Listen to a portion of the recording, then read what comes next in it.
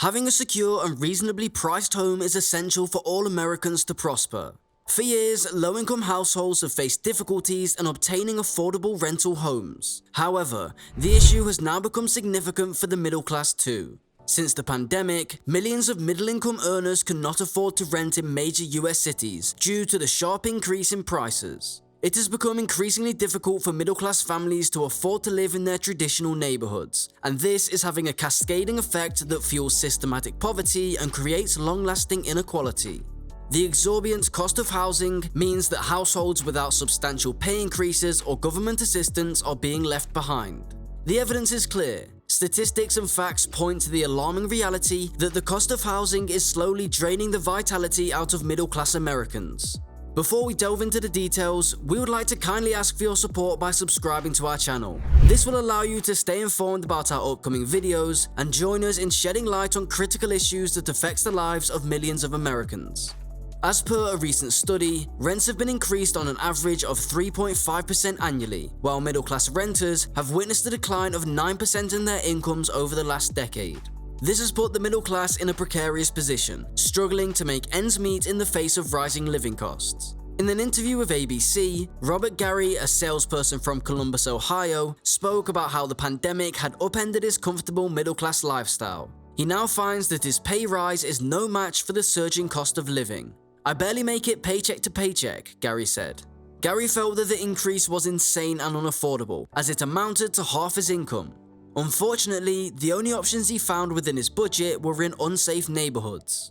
Gary's story is not unique. Unfortunately, similar situations are becoming increasingly common for middle-class renters. The managing director of the Joint Center for Housing Studies at Harvard University, Chris Herbert, argues that rental housing in America is a tale of two markets. While affluent renters are finding more housing choices, too many families earning less than $100,000 per year are having to choose between putting a roof over their heads and food on the table. The pace at which Gary was forced out of his middle-class lifestyle was extremely shocking to him. He emphasized it was unlike anything he had seen in his 60 years in America, and that he now had to move out and stay with a friend until he can find an affordable place. According to a statement, the middle class in most metropolitan areas across the country are spending more on housing than they can afford.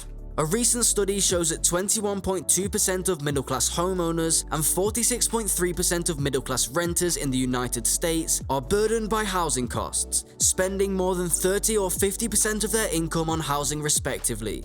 This is due to the property price boom of the past few years, which has made 70% of homes unaffordable for first-time buyers on middle incomes. Moreover, the highest interest rates in over a decade have added to the burden of those who are unable to buy homes, as they have to save for an extra year to have a 20% deposit.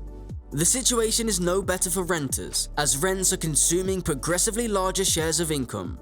For instance, in Boston, the median rent has surged to $2,680 in February, up 24% from 3 years ago. To afford this, a household would need to earn at least $117,000 annually, based on the standard affordability definition, which suggests paying no more than 30% of income for housing.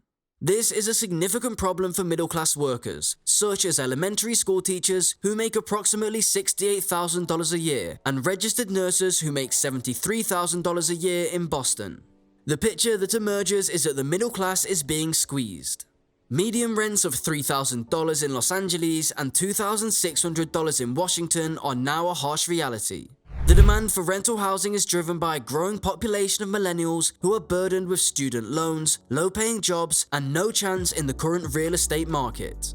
In addition, there are retirees downsizing to apartments, former homeowners exiting foreclosure, and millions of working-class homeowners unable to secure mortgages in a tight credit market.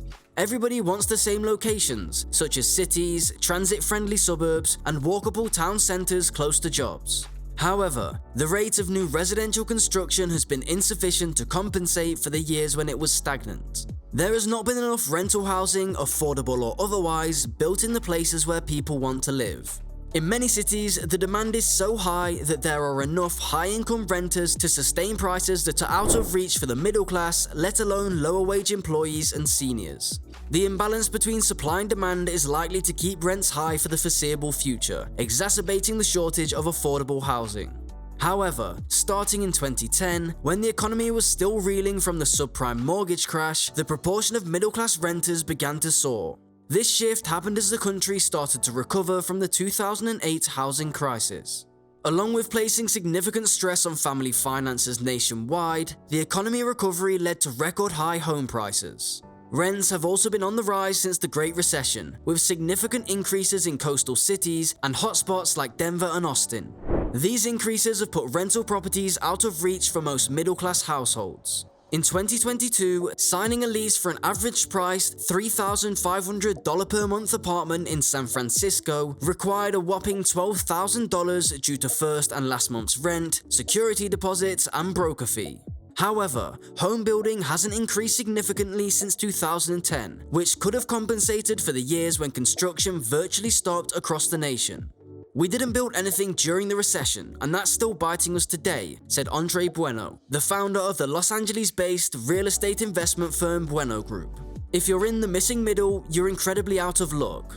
The missing middle refers to those who are not rich enough to navigate the current housing market without getting burned, and not poor enough to qualify for government assistance. It's no surprise that high rollers and low-income individuals are increasingly filling US cities, while middle-income earners are squeezed out of their neighborhoods.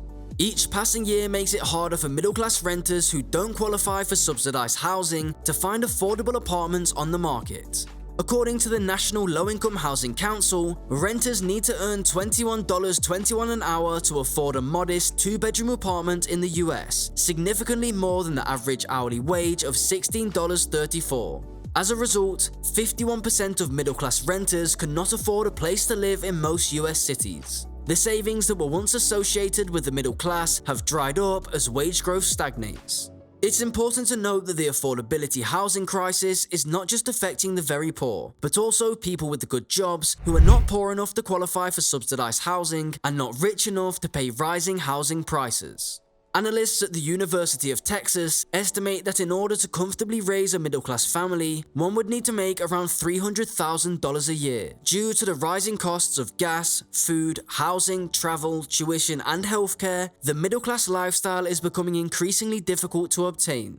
Even though statistically, families can raise children on less, it won't be easy to save for retirement, save for your child's education, own your own home instead of renting, and actually retire by a reasonable age. Spending too much on rent can have far-reaching implications that go well beyond end-of-the-month stress.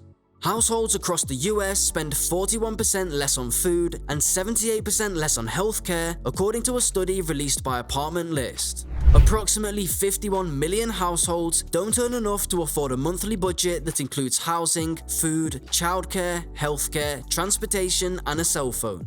If there aren't enough cheaper options, it becomes a chain, with a middle-class person living in an apartment that a lower-income person might have occupied, and so on. This housing crisis is affecting a large percentage of the population, and it's not just limited to the very poor. Senior Research Associate at Apartment List, Sydney Bennett, warns that the gap in affordable housing is a ticking time bomb, waiting to explode into systematic poverty and social inequality in America. The middle class is disappearing, leaving only the wealthy able to afford homes and build equity. The housing and rental crisis is not merely a financial issue, but a symptom of a larger problem, reflecting a society whose foundations are crumbling. Our leaders' efforts are not enough to stem the tide, and the current financial crisis serves as a warning of more distress to come for everyday Americans. It seems that real estate will be the next dominating factor, continuing to push out the middle class and leave them struggling to make ends meet. The situation is dire, and if we do not address the problem of affordable housing soon, the chain reaction of poverty and inequality will continue to grow, until it becomes too late to reverse the damage. It's time to wake up and take action to rebuild a society that values and supports its middle class.